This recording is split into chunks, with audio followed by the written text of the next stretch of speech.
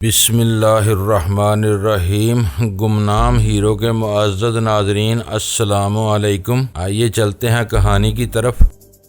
ہم خاموشی سے اس کے پیچھے چل دیے۔ اب ہم غار کے اس حصے کی جانب بڑھ رہے تھے جدھر سے ہمیں اس پہاڑی سے باہر نکلنا تھا۔ تالاب کے پاس سے گزرتے ہوئے ہم غار کے بے نسبت تنگ حصے کی جانب قدم اٹھانے لگے۔ ہمارے درمیان ایک بے نام سی خاموشی حائل تھی۔ ہم بخوبی جانتے تھے کہ اس اداس خاموشی کا سبب کیا ہے، لیکن ہم اسے کوئی معنی پہنانے کو، کوئی نام دینے سے قاصر تھے۔ کاشانوک کے غم سے ہماری زبانوں پر برداشت کا کفل ڈال رکھا تھا۔ ہم جو آگے بڑھ رہے تھے، اس غار کا راستہ زیادہ چکردار ہوتا جا رہا تھا۔ کامدار موڑ کے ساتھ ساتھ سفر جاری رکھتے ہوئے بڑے واضح انداز میں یہ محسوس ہو رہا تھا کہ ہم آگے بڑھنے کے ساتھ ہی نشیب میں بھی اتر رہے ہیں، یعنی ہماری یہ مسافت بلندی سے پستی کی جانب تھی۔ کچھ آگے جا کر ڈھلوان کا زاویہ اتنا بڑھ گیا کہ مجھے اس اندیشے نے آن گھیرا کہ خدا نخواستہ یوں ہی چلتے چلتے ہم کسی پاتال میں نہ اتر جائیں۔ اس دوران میں تھاچو نے ایک مرتبہ بھی پلٹ کے پیچھے نہیں دیکھا تھا۔ یوں محسوس ہوتا تھا جیسے وہ ہمیں یکسر فراموش کر بیٹھا ہو۔ اس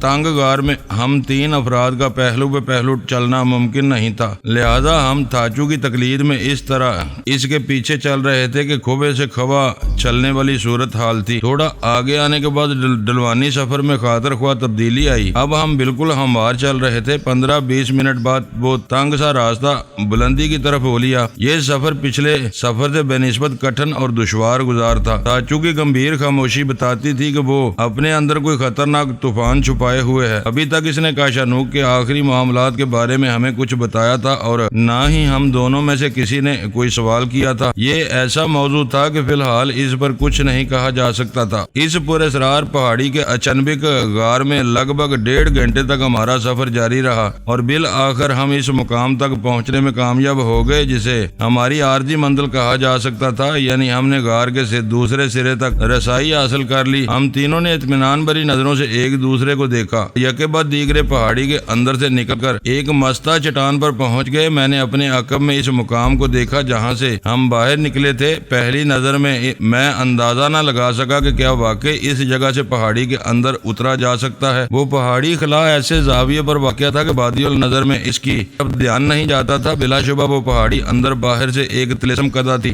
میں نے ایک طویل سانس خارج کی اور یہ سوچ کر مطمئن ہو گیا کہ جو بھی ہو ہم اس پہاڑی سے باہر آ گئے تھے۔ اسی لمحے لی یان کی متاملانہ آواز میری سماعت سے ٹکرائی۔ وجدان، میں دیکھ رہی ہوں کہ ہم کسی اور علاقے میں نکل آئے ہیں۔ کیا مطلب؟ میں نے بے ساختہ کہا اور گہری نظر سے گرد و پیش کا جائزہ لینے لگا۔ لی یان واقعی درست کہہ رہی تھی، یہ وہ علاقہ نہیں تھا جہاں سے ہم اس پہاڑی کے اندر داخل ہوئے تھے۔ میں نے اس لوکیشن کو ذہن میں نقش کر لیا تھا۔ اس وقت ہم بالکل مختلف لوکیشن پر کھڑے تھے۔ میں نے تھاچو سے استفسار کیا، یہ کیا ماجرا ہے تھاچو؟ ماجرا کچھ نہیں، وہ نگاہ کے سامنے پھیلے ہوئے سلسلہ کو پر ایک شناسا نظر ڈالتے ہوئے سنجیدگی سے بولا۔ دراصل ہم اس عظیم الجثہ پہاڑی کے اندر ہی سفر کرتے ہوئے اس کے عقب میں نکل آئے ہیں، اسی لیے تمہیں یہ ماحول بدلا بدلا سا دکھائی دے رہا ہے۔ وہ دیکھو۔ اس نے شمال کے رخ پر اشارہ کیا اور اپنی بات کو آگے بڑھاتے ہوئے بولا، یہاں سے ساگر ماتا کتنا واضح نظر آ رہا ہے۔ ساگر ماتا یعنی ماؤنٹ ایورسٹ واقعی اس زاویے سے زیادہ صاف دکھائی دے رہی تھی۔ اس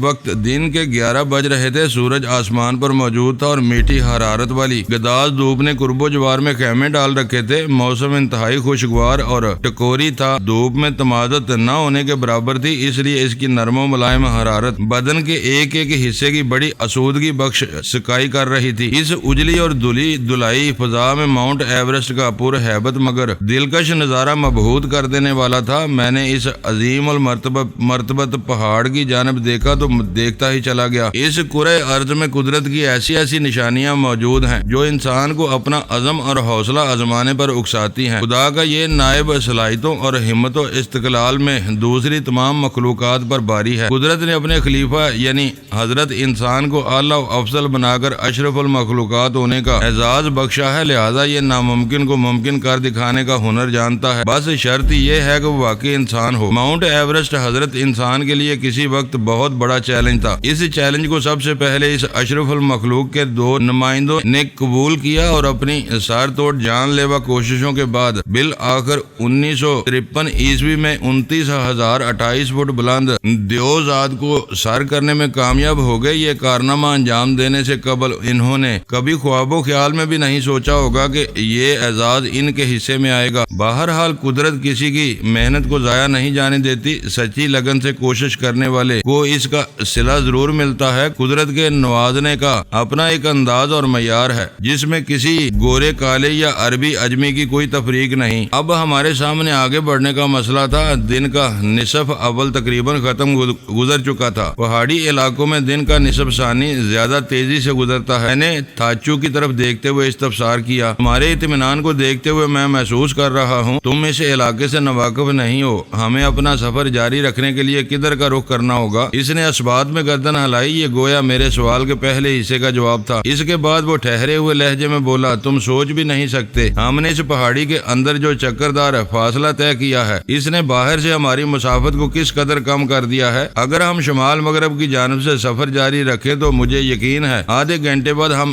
ڈولو گھاٹ پہنچ جائیں گے۔ ڈولو گھاٹ؟ میں نے سوالیہ نظر سے اس کی طرف دیکھا۔ یہ نام میرے لیے اجنبی نہیں تھا۔ وہ وضاحت کرتے ہوئے بولا، ڈولو گھاٹ ایک چھوٹا سا پہاڑی قصبہ ہے اور یہ سن کر تمہیں حیرت ہوگی یہ قصبہ کھٹمنڈو سے لگ بھگ 70 کلومیٹر کے فاصلے پر واقع ہے۔ کیا واقعی؟ میں یک لخت اچھل پڑا۔ میں نے کہا تھا نا تم حیرت زدہ ہو رہ جاؤ گے، وہ گمبھیر آواز میں بولا۔ میں نے پلکیں جھپکاتے ہوئے کہا، تھاچو تم نے بات ہی ایسی ناقابل یقین سی کی ہے۔ ہم نے کھٹمنڈو سندری جل تک پہنچنے کے لیے 13 کلومیٹر کا فاصلہ طے کیا تھا۔ اس سے آگے جہاں ہم نے کوچ کو چھوڑا اگر اس کو زیادہ سے زیادہ 7 کلومیٹر بھی شمار کر لیں تو یہ کل فاصلہ 20 کلومیٹر ہو جائے گا۔ کہاں 20 اور کہاں 70؟ کیا ہم نے اس پہاڑی کے اندر 50 کلومیٹر فاصلہ طے کیا ہے؟ ایسی بات نہیں ہے، وہ سمجھانے والے انداز میں بولا۔ دراصل پہاڑی اور زمینی راستے کا حساب ایک دوسرے سے بہت مختلف ہے۔ زمین پر جو مقام 10 کلومیٹر کے فاصلے پر واقع ہوتا ہے، پہاڑی علاقے میں بعض اوقات اتنے ہی فاصلے پر موجود مقام تک رسائی حاصل کرنے میں ہمیں دشوار گزار 30-40 کلومیٹر طے کرنے پڑتے ہیں۔ پہاڑی علاقوں میں ناک کی سیدھ میں آگے بڑھنا ممکن نہیں ہوتا، لہذا پہاڑی کی بناوٹ اور زاویوں کو دیکھتے ہوئے راستہ بنایا جاتا ہے۔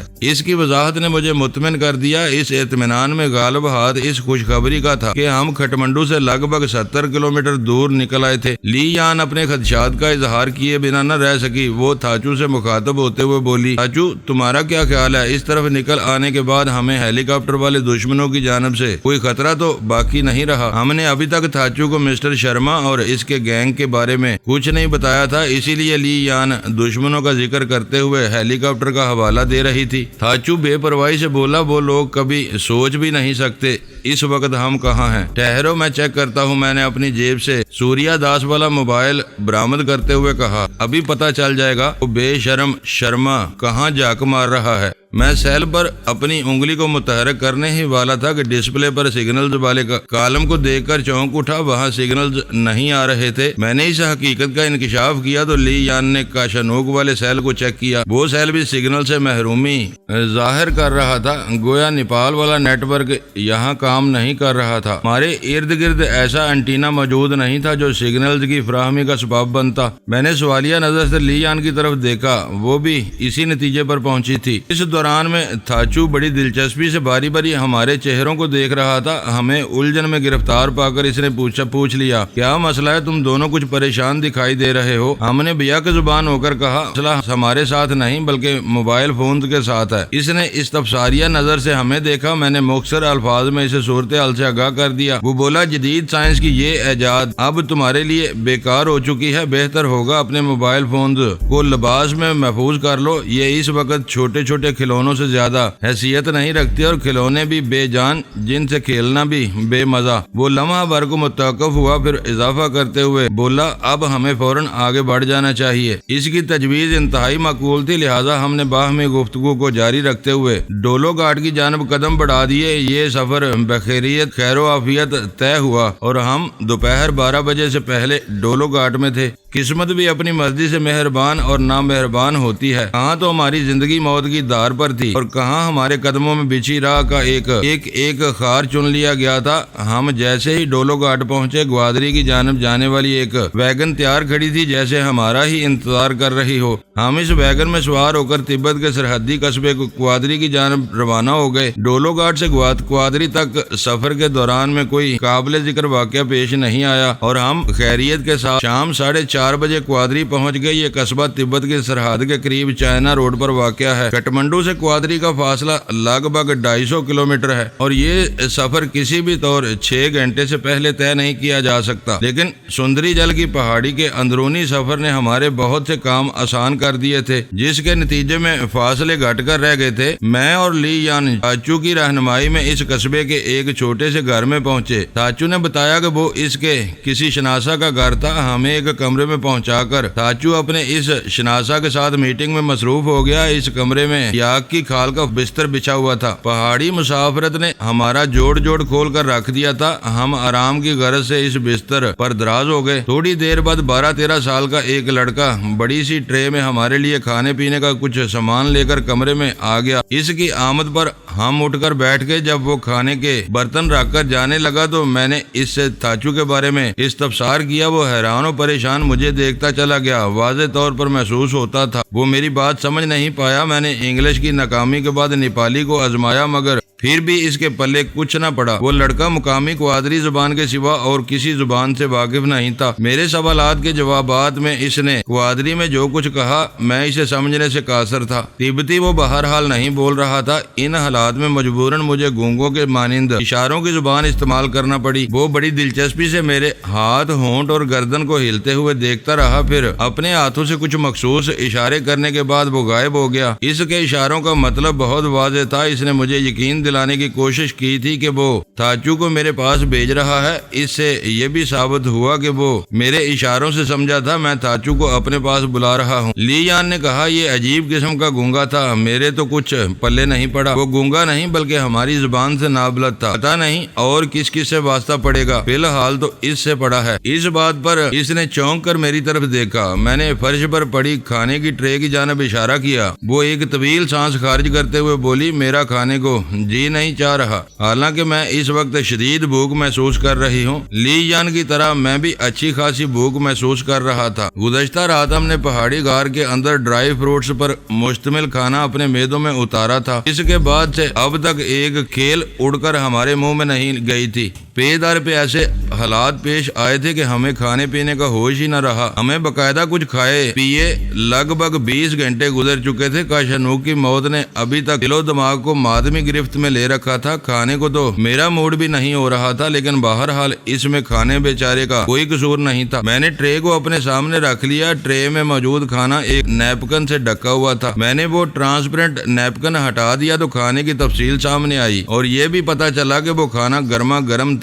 اس کھانے میں یاک کے گوشت کی ایک سالن نما ڈش، ابلے ہوئے چاول، مکئی کی روٹی اور چائے شامل تھی۔ کھانے سے اشتہا انگیز خوشبو اٹھ رہی تھی۔ میں نے اپنی ساتھی کو مخاطب کرتے ہوئے کہا لی یان یہ ٹھیک ہے کہ ہم کاشانوک کی المیہ جدائی سے بہت دل گرفتہ اور ملول ہیں، لیکن یہ بھی حقیقت ہے کہ مرنے والے کے ساتھ مرا نہیں جا سکتا۔ زندہ رہنے کے لیے کھانا ضروری ہے۔ ہمارا غم اپنی جگہ مگر اللہ کی نعمتوں سے رخ پھیرنا مناسب نہیں۔ میری بات اس کی سمجھ میں آ گئی اور ہم دونوں نے بیاک وقت کھانے والی ٹرے کی جانب ہاتھ بڑھا دیے۔ سادگی کا علم بردار وہ کھانا لذیذ اور خوش ذائقہ تھا۔ کھانے کے بعد ہم نے چائے پی۔ تبت اور اس کے مضافات میں چائے بے حد ذوق و شوق سے پی جاتی ہے، مگر اس میں دودھ اور چینی استعمال نہیں کی جاتی بلکہ قہوے کے اندر مکھن ڈال کر یہ گرم مشروب پیا جاتا ہے جو توانائی بخش ہونے کے ساتھ ساتھ لذت سے بھی معمور ہوتا ہے۔ پتہ نہیں کیوں چینی لوگ بہت کم چینی استعمال کرتے ہیں۔ بھوک بہت کڑاکے کی لگی تھی، لہذا ہم ہاتھ نہ روک سکے اور زہر مار کرتے کرتے بھی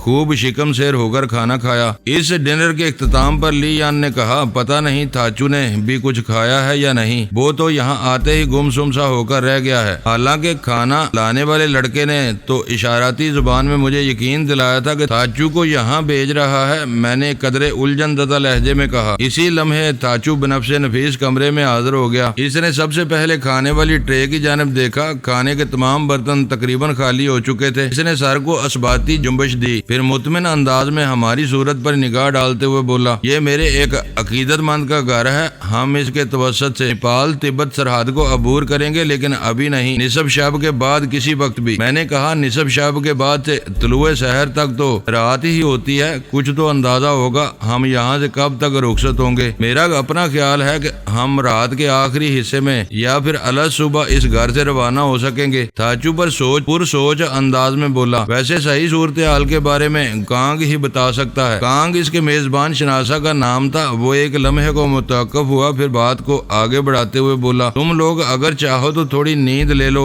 मैं रुखसत के वक्त से पहले तुम्हें जगा दूंगा। थाचू की तजवीज खासी माकूल थी। लगभग 20 घंटे के बाद हमारे शिकम में अनाज पहुंचा था। इसका खुमार अपना असर दिखाने लगा था। मैं नींद की अशद जरूरत महसूस कर रहा था। शायद इसमें गालिब हाथ मक्खन वाली इस खुश जायका तवानाई बख्श चाय का भी था। एक तो वैसे भी नींद उड़ाने वाली एशिया से मुझे ज्यादा नींद आती थी, इस पर वो चाय खासी मकविल अजाब भी थी। इंसान के बदन को ताकत और तवानाई पहुंचाने वाली हर गजा या एक्सरसाइज बिल आखिर नींद का पेश ख़ैमा साबित होती है। इंसान ना सोना चाहे या ना सो पाए ये अलग बात है, मगर सोने आराम करने को जी चाहता है। टीजान ने थाचू से पूछा, तुमने खाना खा लिया? हाँ, इसने मुख्तसर जवाब पर इत्तफाक किया। हमारी नींद के दौरान में तुम क्या करोगे? मैंने इस्तफसार किया। अगर मौका मिला तो मैं भी कुछ वक्त के लिए आंख लगाने की कोशिश करूंगा, वो सादगी से बोला। इसके बाद खाने के खाली बर्तन वाली ट्रे उठाकर कमरे से बाहर निकल गया। जाते जाते इसने कमरे का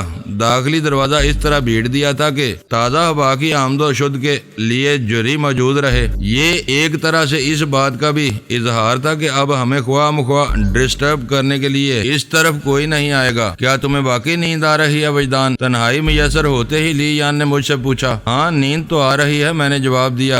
क्यों, कोई खास बात है? वो जुज़बुज़ होते हुए बोली, एक बात मेरे जहन को उलझा रही है। कौन सी बात? मुझे भी तो बताओ, मैंने संजीदगी से कहा। मैं मिस्टर शर्मा के बारे में सोच रही हूँ। मसलन क्या सोच रही हो? इसने जवाब दिया, नकली बुद्ध बख्शु नारायण के बयान, मक्कल आनंद सूर्या दास की कारकर्दगी और मिस्टर शर्मा के मजमूम अज़ाइम को देखते हुए तो यही लगता था कि वो लोग यानी हमारे दुश्मन इस बात से बखूबी आगाह हैं कि हम खटमंडू से क्वादरी जा रहे हैं। इस तनाजर में तवक्को की जा रही थी कि यहाँ क्वादरी में हमारे इस्तकबाल का कातर ख्वाह बंदोबस्त होगा, खास तौर पर इस सूरत में कि हम बीच राह में मिस्टर शर्मा को गुंचा देकर उड़न छू हो गए थे। वो लम्हा भर को सांस लेने के लिए मुतवक्किफ हुई, फिर अपनी बात को मुकम्मल करते हुए बोली, यहाँ क्वादरी में हमारे साथ जितने नॉर्मल हालात पेश आ रहे हैं, इसको देखते हुए तो यही महसूस हो रहा है हमारे दुश्मनों ने हमारी तरफ से आंखें बंद कर ली हैं। ये कुछ अजीब सी और नाकाबिले यकीन बात नहीं है। तुम ठीक कहती हो, मैंने तायदी अंदाज में कहा। इस गैर मामूली और जहन को उलझाने वाली बात को मैंने भी महसूस किया है और फौरी तौर पर यही वजह समझ में आ रही है कि शायद शर्मा ने मेरी बात का यकीन कर लिया है। कौन सी बात का? वो सवालिया नजर से मुझे तकने लगी। मैंने वजाहत करते हुए कहा, मैंने चक्कर देने के लिए अपने फोन पर इसे बताया था ना कि आज शाम को 5 बजे मैं CAAC की फ्लाइट से खटमंडू से शिंगाई जा रहा हूँ। मैं नहीं समझती शर्मा इतना ही अहमक है कि इसने तुम्हारी ऐसी बेसरोपा बात पर यकीन कर लिया हो। वो मुझसे इख्तलाफ करते हुए बोली। मैंने कहा, जब गेम इंतहाई ऊंचे लेवल का हो रहा हो तो बज़ाहिर इंतहाई फजूल नजर आने वाली बातों को भी अहमियत देना पड़ती है। मैंने अपने दुश्मनों को ऐसे ऐसे चकमे दिए हैं कि वो मेरी कोई अहमकाना बात भी नजरअंदाज करने की गलती नहीं कर सकते। न्यू जर्सी से खटमंडू किस तरह पहुंचे थे, ये कारनामे तुम्हारे सामने हैं। इसने इस मौजू पर बहस में उलझने की बजाय गुफ्तगू का जाविया तब्दील कर दिया और अशानूक के बारे में बात करने लगी। हम काफी देर तक इस मुख्तसर साथ के हमराही की खूबियों और एसार को याद करते रहे, फिर पुरसुकून नींद के लिए आंखें बंद करके लेट गए। दिलो दिमाग का शानूक की जुदाई के गाम से बोझल थे। इस पर मुतजाद खुराक ने खाली मैदे में पहुंचते ही काम शुरू कर दिया था, लिहाजा थोड़ी ही देर के बाद हम मेहरबान नींद की गुदाज आगोश में पनाह गज़ी हो चुके थे। अगली सुबह सूरज तुलू होने से पहले ही थाचू ने हमें जगा दिया। हमने हल्का फुल्का नाश्ता किया था। थाचू के शनासा मेजबान कांग की रहनुमाई में घर से निकल पड़े। 1 घंटे बाद जब सफेदा शहर नमूदार हो रहा था तो हमने चीन के नए सूबे शीजांग अल मरूफ तिब्बत کی سرزمین پر قدم رکھ دیا۔ کانگ ہم سے الوداعی ملاقات کر کے واپس چلا گیا۔ لارڈ بدھا کا لاکھ لاکھ شکر ہے کہ میں بحفاظت تم لوگوں کو اپنی دھرتی تک پہنچانے میں کامیاب ہو گیا ہوں، تھاچو نے ٹھہرے ہوئے لہجے میں کہا۔ میں تبت میں داخل ہونے کے بعد اپنے رگوں پہ میں ایک عجیب سی سنسنی محسوس کر رہا تھا۔ اس جنت نظیر گوشہ ارض کے بارے میں اب تک صرف سنا ہی سنا تھا، دیکھنے کا موقع پہلی مرتبہ مل رہا تھا۔ ہم کھٹمنڈو سے جس نوعیت کی چڑھائی طے کر کے یہاں تک پہنچے تھے، اس کو دیکھ کر ذہن میں فوری طور پر یہ تسلیم کر لیتا تھا اگر تبت کو دنیا کی چھت کہا گیا ہے تو یہ بات 101% درست ہے۔ ان لمحات میں اچانک آپ میرا دھیان ساحل کی طرف چلا گیا۔ اس وقت وہ دنو ہوا کرتی تھی۔ میں نے نام بدل کر اسے ساحل نہیں بنایا تھا۔ ساحل کے والدین تھونچی اور بھیر جانی کا تعلق اسی سرزمین سے تھا، لیکن یہ ایک اتفاق تھا کہ اس نے اپنے آبائی وطن کو کبھی نہیں دیکھا تھا۔ جب وہ میرے ساتھ پاکستان پہنچی تو ایک موقع پر میں نے اس سے سوال کیا تھا، کیا تبت کی طرف جانے کا تمہارا دل نہیں چاہتا؟ جواب میں اس نے کہا تھا کہ جب بہت دل چاہتا ہے کہ میں اس حیرت آفریں لختے ارض کو دیکھوں۔ میں نے تو بس وہاں کی پر اسرار اور تحیر امیز کہانیاں ہی سنی ہیں۔ اس پر میں نے کہا تھا، میں نے بھی تبت کے بارے میں بہت کچھ سن رکھا ہے، زندگی میں کم از کم ایک مرتبہ ضرور میں اسراروں کی اس سرزمین کو دیکھنے جاؤں گا۔ میرے اس ارادے کو دیکھتے ہوئے ساحل مچل گئی تھی۔ اس نے بڑی بے ساختگی سے کہا تھا کہ میں بھی تمہارے ساتھ چلوں گی وجدان، اور میں نے پتہ نہیں کس رو میں کہہ دیا تھا کہ بشرطے کہ اس وقت تم میرے ساتھ ہوئیں۔ وہ فرتے جذبات سے مغلوب لہجے میں بولی تھی، لارڈ بدھا مجھے زندگی بھر تمہارے ساتھ رکھیں۔ اس کا انداز دعائیہ تھا، گویا ان لمحات میں وہ اپنے لارڈ بدھا سے یہ درخواست کر رہی تھی کہ ہمارا ساتھ زندگی بھر کا ہو جائے۔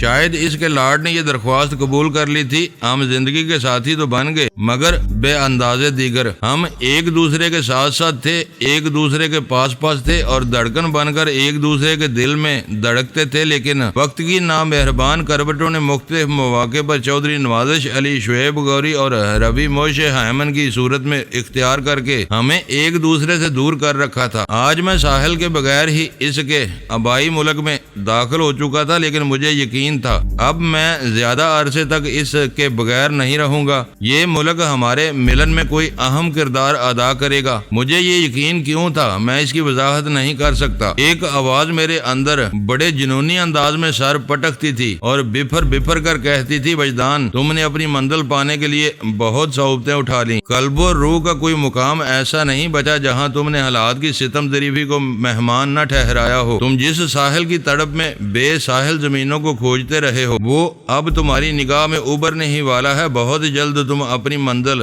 اپنی ساحل کے آثار دیکھ پاؤ گے، اسی لیے اپنی سانس کو ٹوٹنے نہ دو۔ ظلمتوں کے اس اتھاہ ساگر میں تیرتے ہوئے تیرتے چلے جاؤ۔ میں اپنے اندرون کی اس امید افزا حوصلہ بردار آواز کو نظر انداز نہیں کر سکتا تھا، کیونکہ اس میں یقین کی بڑی توانا قوت جھلکتی تھی اور اس کائنات میں یقین سے بڑی اور کوئی طاقت نہیں۔ یہ بڑی عجیب و غریب شے ہے۔ خالق اور مخلوق کا تعلق بھی اسی ڈور سے بندھا ہوا ہے۔ ہم تبت میں داخل ہونے کے بعد ایک وین کے ذریعے سہ پہر 3 بجے تبت کے صدر مقام لہاسا پہنچ گئے۔ تھاچو ہمیں چوکھانگ ٹیمپل میں پہنچا کر اس طرح غائب ہو گیا جیسے ہم سے اس کا کوئی تعلق ہی نہ ہو۔ چوکھانگ ٹیمپل لہاسا کے قلب میں واقع ہے اور اسے تبت کی آن بان شان سمجھا جاتا ہے۔ یہ پورے تبت میں رومانیت کا سب سے بڑا مرکز ہے اور اسپرچول سینٹر کہلاتا ہے۔ یہ ٹیمپل 7ویں صدی میں شہنشاہ سانگ سین گامپو نے تعمیر کروایا تھا۔ سانگ سین گامپو بہت کامیاب بادشاہ گزرا ہے۔ ملک کو متحد کرنے کا سہرا اسی کے سر جاتا ہے۔ یہی وہ شخص تھا جس نے صدر مقام کو تبت کے دوسرے علاقے سے لہاسا میں منتقل کیا۔ گامپو کا سب سے بڑا کارنامہ یہ ہے کہ اس نے تبت میں بدھ مت کو متعارف کرایا۔ اس سے پہلے وہاں کے باسی بدھ ازم سے آشنا نہیں تھے اور اس کام کے لیے اس نے بڑا انوکھا طریقہ اختیار کیا تھا۔ کنگ سانگ سین گامپو نے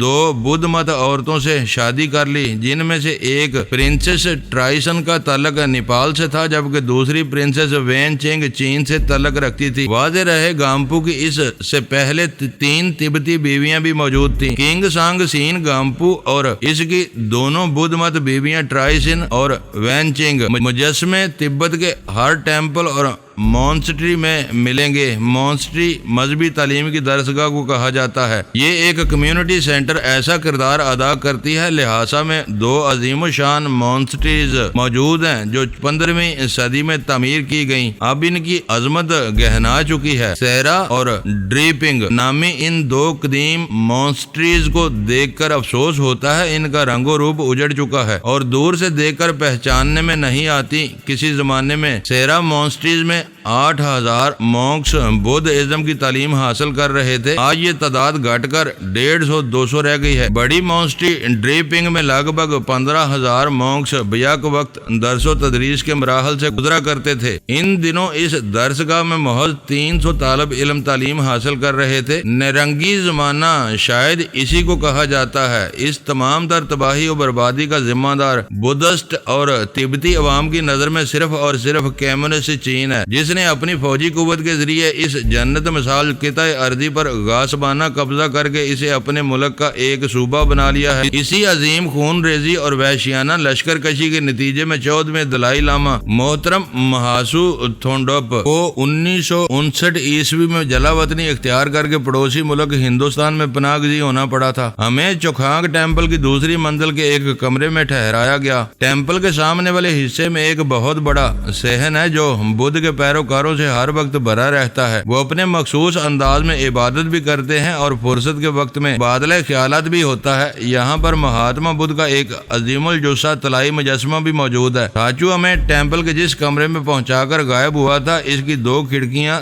2 مختلف سمتوں میں کھلتی تھیں۔ ایک کھڑکی سے ٹیمپل کا مرکزی حصہ دکھائی دیتا تھا، جبکہ دوسری کھڑکی سے لہاسا کا معروف بازار برکھور نظر آتا تھا۔ برکھور بازار ایک دائرے کی شکل میں جو کھانگ ٹیمپل کو اپنے گھیرے میں لیے ہوئے ہے۔ مذکورہ بازار ایک جہان حیرت ہے۔ شاید ہی کوئی ایسی شے ہو جو اس بازار میں دستیاب نہ ہو سکتی ہو۔ یہ تمام تر معلومات مجھے یہاں قیام کے بعد حاصل ہوئی تھی، مگر میں اسے ترتیب بار بیان کر رہا ہوں۔ ہمیں ٹیمپل کے اس کمرے میں مہمان ہوئے بمشکل 15 منٹ گزرے ہوں گے کہ ایک تبتی سنجیدہ چہرے والا شخص ہمارے پاس آیا۔ اس نے خفیف سی مسکراہٹ کے ساتھ اپنا تعارف کرایا، جس کے مطابق اس کا نام چین سیان تھا۔ میں نے اس کی عمر کا اندازہ 40 کے قریب لگایا۔ بعد میں میرا یہ اندازہ غلط ثابت ہوا۔ چین سیان 65 برس کا تھا۔ عام مونکس کے برعکس اس کے سر پر بال موجود تھے جو کھچڑی کی صورت اختیار کر چکے تھے۔ چین سیان کی آنکھوں سے ذہانت اور تجربہ جھلکتا تھا۔ وہ بڑی روانی سے انگلش بول اور سمجھ لیتا تھا۔ اسے سوچ سمجھ کر ہمارے لیے منتخب کیا گیا تھا۔ چین سیان نے نہایت ہی مختصر الفاظ میں ہماری خبر خیریت دریافت کی، پھر ہمیں خوش ذائقہ تازہ اور ٹھنڈا پانی پلایا۔ اس کے بعد ٹھہرے ہوئے لہجے میں بولا، تمہیں اسی وقت میرے ساتھ چلنا ہوگا۔ اس کا اشارہ میری جانب تھا۔ بے ساختہ میرے منہ سے نکلا، کہاں؟ چنگ فورن پوشی کے پاس۔ میں چونک کر اسے دیکھنے لگا۔ چنگ فو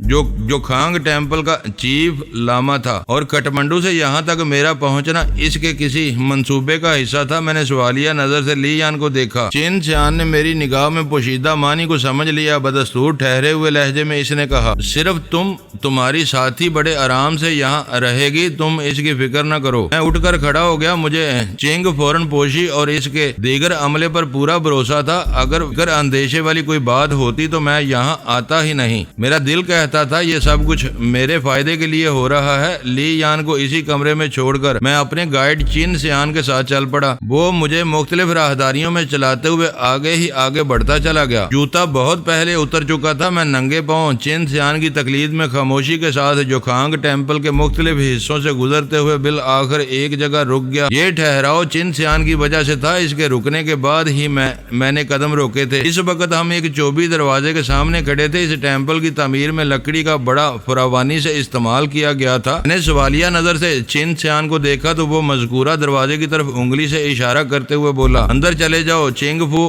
سے یہیں پر ملاقات ہوگی۔ میں ایک لمحے کے تامل کے بعد دروازہ کھول کر اندر داخل ہو گیا۔ وہ 10x10 فٹ کا ایک چھوٹا سا کمرہ تھا جس کی دیواریں اور چھت زرد رنگ کی تھی۔ اس کمرے میں لکڑی کا کام بھی ہوا تھا اور چھت سے فرش تک 2 موٹے چوبی ستون بھی استادہ دکھائی دیتے تھے، تاہم ان پر بھی زرد رنگ پھیر دیا گیا تھا۔ لگتا تھا اس کمرے کی ہر شے کو انڈے کی زردی سے بنایا گیا ہے، حتیٰ کہ فرش پر بچھا ہوا قالین بھی ہم رنگو درو دیوار ہی تھا، البتہ وہاں پر دو اشیاء ایسی تھی جو اس زرد رنگ سے میل نہیں کھاتی تھی، اور وہ تھی اونی چٹائیاں، ان میں سے ایک نیلی اور دوسری سفید رنگ کی تھی۔ ان پر نگاہ پڑتے ہی میں نے سمجھ لیا وہ چٹائیاں یاک کی اون سے تیار کی گئی تھی۔ وہ دونوں ہم ساخت و پیمائش تھی جس کا اندازہ میں نے 3x5 فٹ لگایا۔ مذکورہ دونوں چٹائیاں ایک دوسرے کے سامنے فرش پر بچھی ہوئی تھی، ان کے درمیان بمشکل 2 فٹ کا فاصلہ رہا ہوگا۔ میرے کمرے میں داخل ہوتے ہی چین سیان نے دروازہ بند کر دیا تھا۔ میں زرد قالین پر کھڑا اس کمرے کا بغور جائزہ لے رہا تھا کہ سامنے والی دیوار میں موجود دروازہ کھلا اور وہاں سے ایک پر تاثر شخصیت کا مالک شخص اندر داخل ہوا۔ میں نے اس کی عمر کا اندازہ لگانے کی کوشش نہیں کی، کیونکہ تبت والوں کے بارے میں یہ اندازہ اکثر غلط ہو جاتا ہے۔ پتہ نہیں وہ کتنی ویل عمر اور کتنی محفوظ صحت لے کر اس دنیا میں آتے تھے۔ کمرے میں وارد ہونے والے شخص کا سر اور چہرہ پوری طرح منڈا ہوا تھا، مونچھیں، داڑھی، سر کے بال سب صاف، بویں البتہ آنکھوں کے اوپر موجود تھیں۔ چہرہ بیضوی اور تاثرات میں بلا کا ٹھہراؤ پایا جاتا تھا۔ کان نسبتاً بڑے طویل العمری کی جانب اشارہ کرتے تھے، رنگت جیسے تانبے کو دودھ میں دھو کر بنایا گیا ہو۔ اس نے میرون روب، سرخی مائل گہرے بھورے رنگ کا گاؤن زیب تن کر رکھا تھا، جس میں سے کوہنیوں سے آگے بازو صاف نظر آ رہے تھے۔ اس کے حیات سے معمور ہاتھوں کی رگیں بڑی دلکش انداز میں پھولی ہوئی تھیں۔ اس شخص پر نگاہ پڑتے ہی مجھے کسی تعارف کی ضرورت پیش نہیں آئی، میرے دل نے گواہی دی وہ چنگ فورن پوشی ہے۔ چنگ فو نے سر کی خفیف جنبش سے مجھے ویلکم کہا اور سفید چٹائی کی جانب اشارہ کرتے ہوئے سلیس انگریزی میں کہا، بیٹھ جاؤ۔ وہ بولا تو مجھے یوں محسوس ہوا جیسے اس کے منہ سے موتی جڑے ہوں۔ اس کی آواز میں بڑی نرمی اور لب و لہجے میں ایک خاص قسم کا گداز پایا جاتا تھا۔ میں نے اس کے ہونٹوں پر بڑی جاندار مسکراہٹ کو مجسم پایا۔ مجھے سفید چٹائی پر بیٹھنے کا اشارہ کر کے وہ خود نیلی چٹائی کی جانب بڑھ گیا تھا، تاہم میں اس وقت تک کھڑا رہا جب تک چنگ فو نیلی چٹائی پر بیٹھ نہیں گیا۔ وہ جو کانگ ٹیمپل کا چیف لاما تھا، میں اس کے شایان شان احترام کو خود پر واجب سمجھتا تھا۔ میرے جسم پر یلو روب سجا تھا۔ چنگ فو کے منہ سے شستہ انگریزی سن کر مجھے حیرت ہوئی تھی، تاہم بعد میں معلومات میں اضافے کے ساتھ یہ حیرت کافور ہو گئی۔ وہاں قیام کے دوران میں مجھے معلوم ہوا کہ چیف لاما کے عہدے تک پہنچنے کے لیے 6 اہم اور 6 عمومی مضامین پر مشتمل نصاب سے گزرنا پڑتا ہے۔ جب تک کوئی مونک ان 12 شعبوں میں دسترس اور مہارت حاصل نہ کر لے، اسے چیف لاما کا اعزاز حاصل نہیں ہوتا۔ یہ 12 شعبے کچھ اس طرح ہیں۔ اہم مضامین میں بدھ فلسفہ، تبتی ثقافت، ادبیات، سنسکرت اور انگلش، جبکہ عمومی مضامین میں اسٹرونومی، اسٹرالوجی، شاعری، موسیقی، مختلف زبانوں کی گرامر اور تحریر نویسی شامل ہے۔ بدھ مت کی تعلیمات میں بیان کی گئی جسم، دماغ اور روح کو صحت مند رکھنے والی مخصوص مشقیں اس کے علاوہ ہیں۔ چنگ فو نے نہایت ہی مختصر الفاظ میں میری خیر و عافیت دریافت کی۔ ہم دونوں نے متعلقہ چٹائیوں پر روبرو بیٹھ گئے تو وہ میری آنکھوں میں دیکھتے ہوئے نہایت ہی ملائم لہجے میں گویا ہوا، وجدان میں سمجھتا ہوں تم ان سارے معاملات کو بخوبی سمجھ رہے ہو، اس لیے مجھے امید ہے کہ تم کم سے کم سوالات کرو گے۔ اس کی آواز میں ایسی سادگی اور پرکاری تھی کہ میں خاموش بیٹھا اسے سنتا رہا اور اسی لمحے یہ فیصلہ بھی کر لیا کہ میں اس سے ایک سوال بھی نہیں پوچھوں گا۔ وہ اپنی بات کو آگے بڑھاتے ہوئے اسی نرم خوئی سے بولا، ہماری صرف 3 ملاقاتیں ہونی ہیں۔ ایک ملاقات اس وقت ہو رہی ہے، دوسری ملاقات ٹھیک 10 دن کے بعد ہوگی، اور تیسری ملاقات کا دار و مدار صرف اور صرف تمہاری کارکردگی پر ہے، کیونکہ اس آخری ملاقات میں تم اکیلے نہیں ہوگے بلکہ تمہارے ساتھ وہ بھی ہوگی جس کے حصول کی خاطر تم نے اپنی زندگی کو سپرد عذاب کر رکھا ہے۔ اس کا اشارہ سیدھا سیدھا میری جان تمنا ساحل کی طرف تھا۔ چنگ فو کی باتیں یہ ظاہر کرتی تھی کہ ان قریب میں ساحل کو حاصل کر لوں گا۔ سیٹل والے محترم سانگ فو کی باتوں سے بھی اسی قسم کا اشارہ ابھرتا تھا۔ ساحل کو پانے کے خیال نے میرے رگوں پہ میں بجلی سے دوڑا دی۔ میں تن بدن میں سنسنی سی محسوس کرنے لگا۔ یہ ایسی وار فتگی تھی کہ میں اپنے دلی جذبات کو چھپانے میں کامیاب نہ ہو سکا۔ چنگ فو گہری مگر گداز نظر سے میرے چہرے کا جائزہ لیتا رہا، پھر ٹھہرے ہوئے لہجے میں بولا، اس وقت تم تبت میں ہو اور سمجھ لو کہ یہیں کے رہائشی ہو۔ ٹھیک 10 دن کے بعد تم لہاسا سے لندن روانہ ہو جاؤ گے۔ لندن میں مسٹر ہیرالڈ تھامس کے پاس ایک دن گزارنے کے بعد تم برطانیہ سے سیدھے مصر پہنچو گے۔ وہاں قاہرہ میں تمہیں سید مبارک الحسینی سے ملنا ہوگا جو البا کرمیہ اسٹریٹ پر رہتا ہے۔ وہ ایک لمحے کو متوقف ہوا، پھر سلسلہ کلام کو جاری رکھتے ہوئے بولا، مبارک الحسینی تمہارے ساتھ بھرپور تعاون کرے گا اور اس کے انتظام سے تم جارڈن سے ہوتے ہوئے اسرائیل میں داخل ہو جاؤ گے۔ یہ سب کچھ کیسے ہوگا، اس سلسلے میں تمہیں سوچنے اور ذہن کو تھکانے کی ضرورت نہیں۔ ٹھیک 10 دن کے بعد تمہیں تفصیل بتا دی جائے گی۔ دراصل میں چاہتا ہوں تمہارے سر پر اس قدر بال آئیں کہ تم باقاعدہ کنگھی کر سکو۔ بدھ بخشو بننے کے لیے 2 روز قبل میرا سر مونڈ دیا گیا تھا۔ چنگ فو 10 دن کی بات کر رہا تھا۔ یہ ناممکن تھا کہ ایک مکمل استرے سے منڈے ہوئے سر پر 12 دن کے اندر اتنے بال اگ گئے کہ ان میں باقاعدہ کنگھی بھی کی جا سکتی ہو۔ میں الجھن زدہ سوالیہ نظر سے اسے دیکھنے لگا۔ وہ اپنے مخصوص مہربان انداز میں بولا، معزز ناظرین، لائک کریں، شیئر کریں اور کمنٹس باکس میں پاک آرمی زندہ باد، پاکستان پائندہ باد کا نعرہ ضرور درج کر کے اپنے ملک پر فخر کریں اور پاکستان کی بنیادیں مضبوط کرنے میں اپنا کردار ادا کریں۔ ویڈیو دیکھنے کا شکریہ۔ معزز ناظرین، اپنا خیال رکھیے گا اور ہمارے چینل کا بھی۔ ISI پاک آرمی زندہ باد، پاکستان پائندہ باد۔